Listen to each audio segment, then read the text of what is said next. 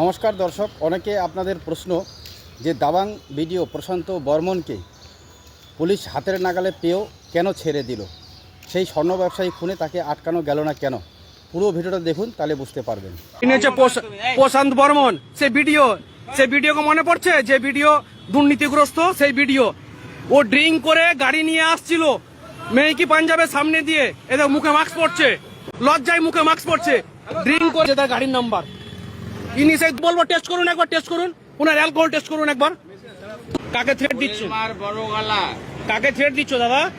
অন্যায় করেছো আবার থ্রেট দিচ্ছ। আমি যদি অন্যায় করে আমি ফাঁসি নিয়ে নেবো। তো অন্যায় করো, দেশের আইন আছে, তুই চলে যা না। মোবাইল কাটছে দেখুন স্যার, এই যে স্যার মোবাইল কাটছে দেখুন। মোবাইল হাত দেবেন না বলে দিলাম।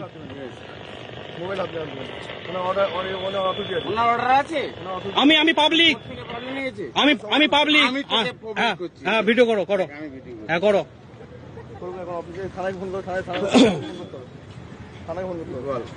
হ্যাঁ বলো।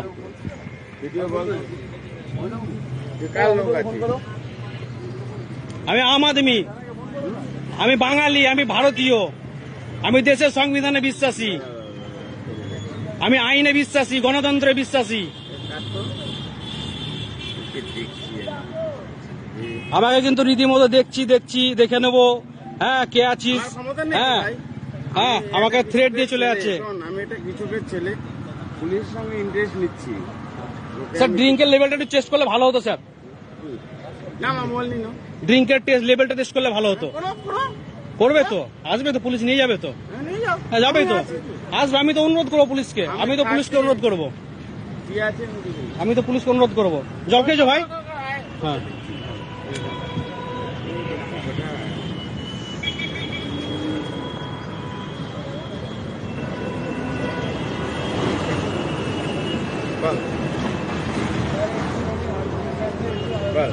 কি বলবো,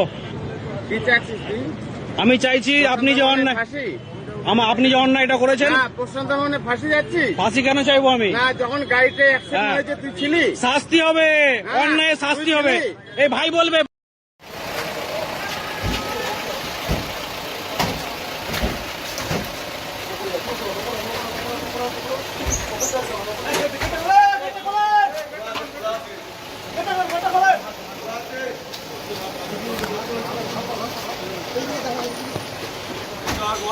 কি বলবেন?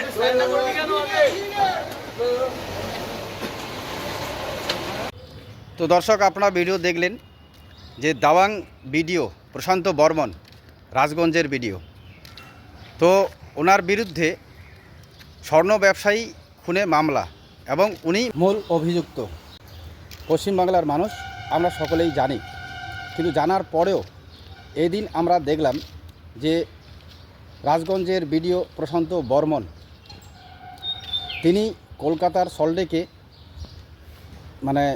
ড্রিঙ্ক করে গাড়ি চালাচ্ছিলেন এবং এক ব্যক্তিকে ধাক্কা মারেন, এবং সেই ব্যক্তিকে ধাক্কা মারার কারণে তাকে কিন্তু আটক করা হয় এবং ড্রিঙ্ক এবং ড্রাইভ কেসে তাকে পুলিশ নিয়ে যায়।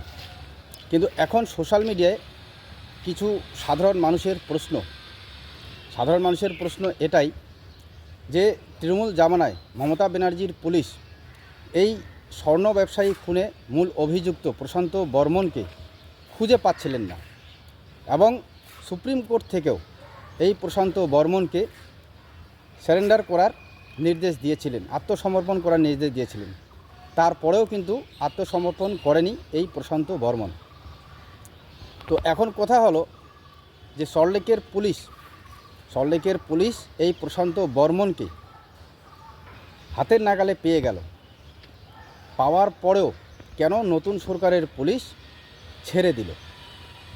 তো এটা অনেকে সোশ্যাল মিডিয়ায় আপনারা প্রশ্ন করছেন যে তাহলে মমতা ব্যানার্জির পুলিশ এবং বর্তমান সরকারের পুলিশের মধ্যে কি তফাৎ থেকে গেল। তো আপনাদের বিশেষ করে বেশি সময় না নিয়ে আমি বলতে চাই, আপনারা দেখুন যে এই প্রশান্ত বর্মনকে নিয়ে 31/1/2026 এই 2026 সালের জানুয়ারি মাসের লাস্ট চার্জশিট দেওয়া হয়। চার্জশিট কে দিয়েছে আপনারা ভালো করেই জানেন, দিদির পুলিশ। তো এই চার্জশিটে প্রশান্ত বর্মন বিডিও যিনি মূল অভিযুক্ত ওনার কিন্তু নামে নেই। চার্জশিটটা আপনারা লক্ষ্য করুন, ভালো করে পড়বেন। যে 1 নম্বরে নাম আছে রাজু ঢালি, 28 বছর, ইনি হচ্ছেন ভাঙড়ের বাসিন্দা।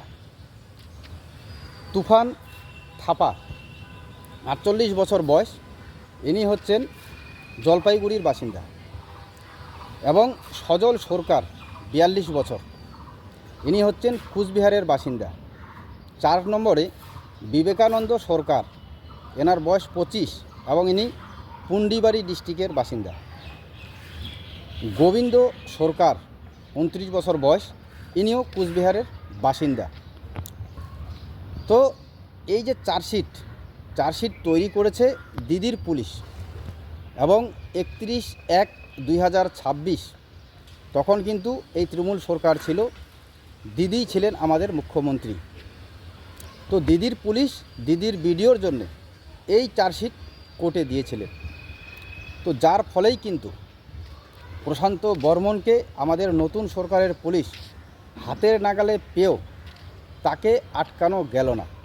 এবার আপনারাই বলুন যে কী করে আটকাবে? কারণ আমরা জানি, বাংলার মানুষ জানে যে স্বর্ণ ব্যবসায়ী খুনে মূল অভিযুক্ত ছিলেন এই প্রশান্ত বর্মন, দাবাং ভিডিও বলে যিনি পরিচিত। অথচ যদি চার্জশিটে ওনার নাম না থাকে তাহলে ওনাকে নতুন সরকারের পুলিশ কি করে আটকাবে? তো যার জন্যে আমি কিন্তু আপনাদের এই ভিডিওটি দেখালাম। এই তথ্য যদিও আমি সোর্স অনুযায়ী সংগ্রহ করেছি। তো আমি দুদিন থেকে দেখছি, এটা পরশু দিনের ভিডিও ছিল, কিন্তু পরশু দিন রাত্রেবেলা এই প্রশান্ত বর্মনকে তিনি ড্রিঙ্ক করে গাড়ি চালাচ্ছিলেন এবং এক ব্যক্তিকে সজোরে ধাক্কা মারেন বলে, যদিও সেই ব্যক্তির খুব একটা বেশি আহত হননি।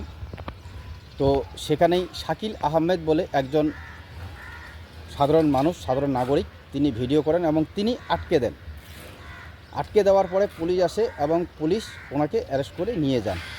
এবং দুদিন যেভাবে ওনাকে ঘোরানো হলো, মাথায় গামছা বেঁধে, মাথায় গেঞ্জি বেঁধে, তো সেই জন্যই অনেকে ফেসবুকে পোস্ট করছেন যে যেভাবে এই প্রশান্ত বর্মনকে, দাবাং ভিডিওকে নতুন সরকারের পুলিশ সেন্টো গেঞ্জি বা মাথায় গামছা বেঁধে কোর্টে প্রবেশ করালো বা থানায় ধরে নিয়ে চলে গেল, তো ওনাকে এতদিন মমতা ব্যানার্জি সরকারের পুলিশ খুঁজে পাচ্ছিলেন না। তো নতুন সরকারের পুলিশ কেন ছেড়ে দিলেন? আমরা আশা করেছিলাম যে ওনাকে নিশ্চয়ই এই স্বর্ণ ব্যবসায়ী খুনে আটক করা হবে, কিন্তু আটক না করার মূল কারণ আমি আপনাদের দেখিয়ে দিলাম। যে চার্জশিটে যদি মূল অভিযুক্ত থাকলেও তার যদি নাম দেওয়া না হয়, তো নতুন সরকারের পুলিশ তো আইন মেনে কাজ করছেন, তারা কি করে আটকাবেন? এবার আমাদেরকে ভাবতে হবে, তাহলে মমতা ব্যানার্জির সরকার বা মমতা ব্যানার্জির পুলিশ এটা ধরেই নিয়েছেন যে এই প্রশান্ত বর্মন তৃণমূল ঘনিষ্ঠ এবং মমতা ব্যানার্জি ঘনিষ্ঠ, যার জন্যেই সেই সময় মমতা ব্যানার্জি সরকারের সময় স্বর্ণ ব্যবসায়ী খুনে এবং একাধিক দুর্নীতির অভিযোগ এই প্রশান্ত বর্মনের বিরুদ্ধে, তারপরেও হাতের নাগালের বাইরে ছিলেন। পুলিশের সামনে ভোট প্রচারও তিনি এসেছিলেন, কিন্তু পুলিশের সামনে ঘুরে বেড়াচ্ছিলেন, কিন্তু এই প্রশান্ত বর্মনের গায়ে হাত দেওয়ার কোনো পুলিশের ক্ষমতা ছিল না। তো অতএব এই তৃণমূল দল বা তৃণমূল দলের দলদাস যে পুলিশ ছিলেন, যারা এই চার্জশিট তৈরি করেছিলেন, তারা ভেবেই নিয়েছিলেন যে আবারও 2026-এ হয়তো মমতা ব্যানার্জি সরকারই হবে, এটা পূর্ণ বিশ্বাস ছিলেন। যার জন্যেই 2026 31/1/2026 চার্জশিট পেশ করেন। সেই চার্জশিটে এই প্রশান্ত বর্মনের মূল অভিযুক্ত যিনি, তার নামই নাই। তো এটাই হচ্ছে গল্প, যার জন্যেই নতুন সরকারের পুলিশও এই প্রশান্ত বর্মনকে আটকাতে পারলো না। তবে আমরা আশা রাখছি নতুন সরকারের কাছে, এই স্বর্ণ ব্যবসায়ী খুনে মূল অভিযুক্ত বাংলার মানুষ জানতে পেরেছেন, তো এই প্রশান্ত বর্মনের বিরুদ্ধেও অ্যাকশন হবে এবং যে দলদাস পুলিশ এই চার্জশিট তৈরি করেছেন তার বিরুদ্ধেও যথাযথ ব্যবস্থা নেবে এই নতুন সরকারের পুলিশ। কি বলেন আপনারা? তো সজাগ থাকবেন এবং আপনারাও আপনাদের ব্যক্তিগত মত কমেন্টে অবশ্যই জানাবেন। এবং সোশ্যাল মিডিয়ায় এটা হইচই যে কেন নতুন সরকারের পুলিশ ধরলো না, তো মমতা ব্যানার্জির সরকার এবং নতুন সরকারের মধ্যে কি তফাৎ থাকলো। তো এটাই, আপনারা এই ভিডিওটি বেশি বেশি করে শেয়ার করবেন, কারণ বাংলার সাধারণ মানুষকে এটা জানা দরকার। যে কী কারণে প্রশান্ত বর্মনকে স্বর্ণ ব্যবসায়ী খুনে আটকানো গেল না। তো সজাগ থাকবেন। ধন্যবাদ।